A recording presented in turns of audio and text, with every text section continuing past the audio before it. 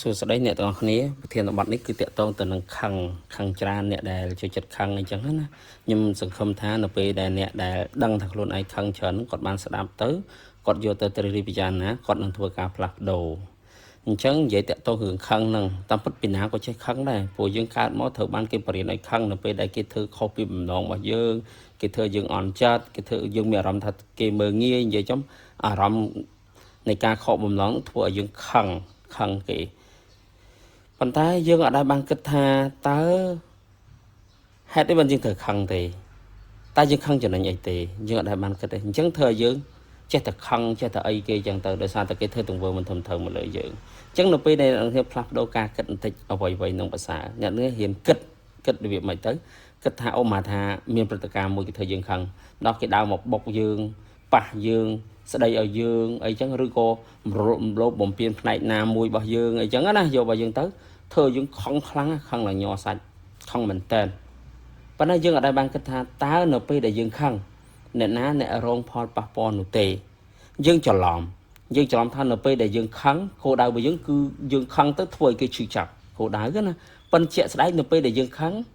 យើងអត់ដែលបានបង្កការឈឺចាប់ដល់អ្នកដទៃទេគឺតិចមែនតើហ្មងគឺតិចមែនតើយើងបង្កការឈឺចាប់ឲ្យអ្នកដទៃតាមរយៈសកម្មភាពមិនមែនតាមរយៈអារម្មណ៍ខឹងនោះទេតាមរយៈសកម្មភាពដែលយើង take វាចេញមកក្រៅហូចជាទូទៅខឹងកាន់តែខ្លាំងនៅពេលដែលมันអាចធ្វើអីគេបានរត់តែខឹងថែមទៀតហ្មងអញ្ចឹងសួរតែខឹងទៅពីណាអ្នកប៉ះពាល់ខ្លាំងគេមានប៉ះពាល់គេមានឈឺចាប់គេមានរបួសអត់មានទេគឺយើងរងរបួសទៅខ្លួនយើងរបួសផ្លូវចិត្តរបួសផ្លូវកាយពេលយើងខឹងសម្ពាធឈាមរបស់យើងឡើងខ្ពស់ជាងធម្មតាខ្លាំងមែនតើបើសរសៃឈាមយើងខ្សោយទៀតវាអាចផ្ទុះវាអាចធ្វើយើងកះបេះដូងបានភ្លាមមកអញ្ចឹងខឹងសួរតែថាពេលយើងខឹងហ្នឹងអ្នកដែលធ្វើឲ្យយើងនឹងមានរងអំពើពីយើងអត់មានរងទេអត់មានរងអំពើពីយើងគឺខ្លួនយើងទេជាអ្នករងអំពើដោយខ្លួនឯងអញ្ចឹងវាស័ក្តិសមទេដែលអ្នកដតីធ្វើដាក់យើងហើយយើងមកធ្វើដាក់ខ្លួនឯងទៀតវាស័ក្តិសមអត់វាស័ក្តិសមមិនមែនទេអញ្ចឹងពេលអ្នកទាំងនេះមានអារម្មណ៍ថាខឹងម្ដងត្រូវគិតមើលឡើងវិញថាចំអត់ដោយសារមួយនឹងហេតុអីអញត្រូវធ្វើបាបខ្លួនឯងហេតុអីអត់គួរណាអញ្ចឹងហេតុអីត្រូវខឹងអត់ខឹងអញ្ចឹងត្រូវធ្វើម៉េចត្រូវបញ្ចេញសកម្មភាពដើម្បីតបគេហៅថាឆ្លើយតបទៅនឹងទង្វើផ្សេងហ្នឹងហើយអត់ចាំបាច់ត្រូវខឹងទេអញ្ចឹងឆ្លើយតបវាមិនអូម៉ាតាគេមកស្ដីឲ្យសួរហេតុផលហេតុអីបានអ្នកឯងមកស្ដីឲ្យខ្ញុំមាននឹងអីអូម៉ាតាគេមកវាយត្រូវតែការពារខ្លួនដើរចាញ់ដកថយធ្វើម៉េចឲ្យកុំឲ្យខ្លួនឯងមានរបួសហើយរកដំណោះស្រាយអូម៉ាតាគេមកវាយអត់ហេតុផលរកពីណារកអ្នកដែលមានសមត្ថកិច្ចដូចជាប៉ូលីសដូចជាអីចឹងដើម្បីដោះស្រាយទៅលើបញ្ហាហ្នឹងឬក៏រកអ្នកដែលគេជួយយើងបានដើម្បីការពារខ្លួនកុំឲ្យមានរបួសសិនបន្តមកទៀតមិនមែនតែអង្គុយខឹងទេត្រូវគិតដោះស្រាយថាត្រូវធ្វើយ៉ាងម៉េចជាមួយនឹងគេហ្នឹងព្រោះយើងត្រូវចាំថាយើងខឹងគឺយើងធ្វើបាបខ្លួនឯងមិនមែនយើងខឹងធ្វើបាបគេអ្នកដទៃទេយើងខឹងហ្នឹងគឺយើងកំពុងតែធ្វើបាបគ្នាយើងធ្វើបាបខ្លួនឯងហ្នឹងដែលអ្នកដទៃធ្វើបាបយើងហ្នឹងគេបានសុបាយចិត្តនៅពេលដែលយើងកាន់តែរងគ្រោះគេធ្វើបាបយើងរងគ្រោះម្សាយយើងបង្កើតអំពើហិង្សាការខឹងហ្នឹងគឺជាអំពើហិង្សាមកលើខ្លួនឯងថែមទៀតអញ្ចឹងគេហិតទៅសុបាយចិត្តទៀតឃើញយើងវេទនាឃើញយើងអីចឹងអញ្ចឹងយើងមានអារម្មណ៍ថាយើងកាន់តែរងគ្រោះលើការរងគ្រោះវិញទៀតវាដល់ទៅ2តង់ណាអញ្ចឹងខ្ញុំចង់ឲ្យនេះរៀនផ្លាស់ប្ដូរមិនខឹងទៀតទេមាននឹងអីហៅដំណោះស្រាយគិតពិចារណាឡើងវិញធ្វើដោះស្រាយរបៀបម៉េចចឹងអត់ចាំបាច់ត្រូវខឹងហើយចាំទិញតែដឹងថាខឹងគឺជាអំពើហិង្សាមកលើខ្លួនឯងអញ្ចឹងឲ្យតែអារម្មណ៍ខឹងហ្នឹងគឺជាអារម្មណ៍នៃអំពើហិង្សាមកលើខ្លួនឯងអញ្ចឹងយើងចាំអញ្ចឹងទៅយើងប្រាប់ខ្លួនយើងថាខ្លួនយើងអត់មានខុសទេហេតុអីយើងមកត្រូវខឹងនរណាក៏ដោយតែខឹងហើយគឺមានន័យថាយើងកំពុងតែប្រាំអំពើហិង្សាមកលើខ្លួនយើងទាំងផ្លូវចិត្តទាំងផ្លូវកាយរបស់យើងគឺសិតតែប៉ះពាល់តាមរយៈកំហឹងរបស់យើងហ្នឹងហើយអញ្ចឹងយើងហ៊ានគិតពិចារណាបដូរការគិតកន្លែងហ្នឹងមួយជាកាត់ទៅខឹងសូម្បីតែម៉ាក់ស្ដីឲ្យក៏ដោយក៏មិនត្រូវខឹងដែរព្រោះខឹងម៉ាក់មានឈឺចាប់ណាយើងអ្នកឈឺចាប់ទៅដែរហ្នឹងអូមកថាម៉ាក់ប៉ាខឹងកូនពីណាអ្នកឈឺចាប់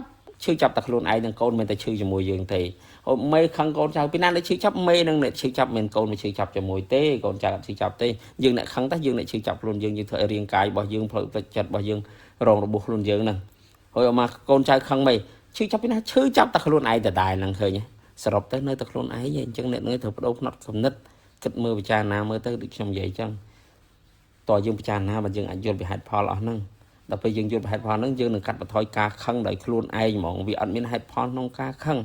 អាហ្នឹងខ្ញុំបញ្យល់ពីឫសគល់ហើយណាឥឡូវមួយទៀតខ្ញុំបញ្យល់បន្ថែមទៀតឲ្យអ្នកនេះត្រូវធ្វើយ៉ាងម៉េចដើម្បីអ្នកនេះរំសាយកំហឹងបានលឿនរំសាយកំហឹងបានលឿនគឺតាមរយៈការពិចារណាមួយដ៏ច្បាស់លាស់អាហ្នឹងធ្វើឲ្យរំសាយកំហឹងបានលឿនណា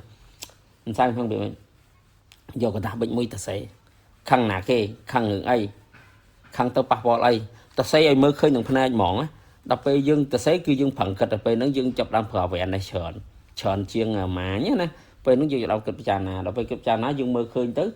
ពេលហ្នឹងអារម្មណ៍យើងចាប់ដើមស្ងប់លឿនមែនតើហ្មងស្ងប់លឿននៅពេលដែលយើងទៅសេឲ្យឃើញច្បាស់ច្បាស់ផ្នែកថាវាមិនហេតុផលអីយូរយើងរកកន្លែងខឹងឡើងឃើញហ្មងពួកខឹងទៅធ្វើបាបខ្លួនឯងទៅ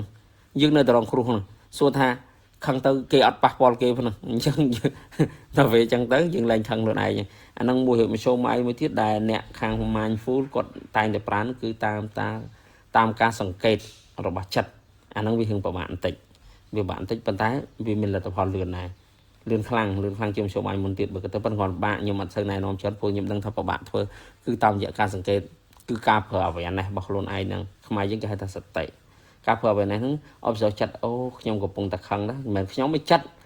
វាកំពុងតែខឹងតាវាកំពុងតែតោមនញអញ្ចឹងដល់ពេលយើង observe មើលយូរទៅចិត្តរបស់យើងនឹងស្ងប់ម្ដងតិច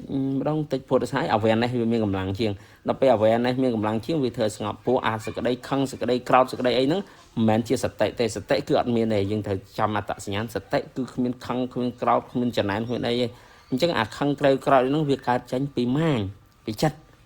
ហើយនឹងសតិពីរហ្នឹងផ្សេងគ្នាប៉ុន្តែស៊ីជំរឿខ្ញុំអត់ចង់និយាយបញ្យល់ច្រើនខ្ញុំគិតថាខ្ញុំបញ្យល់តាក់ទងទៅនឹង concept ដែល practical សាមញ្ញទៅគឺអ្នកទាំងអាចយកទៅគិតពិចារណាហើយយកទៅអនុវត្តបានអញ្ចឹងសង្ឃឹមថាការចែករំលែកនេះជួយ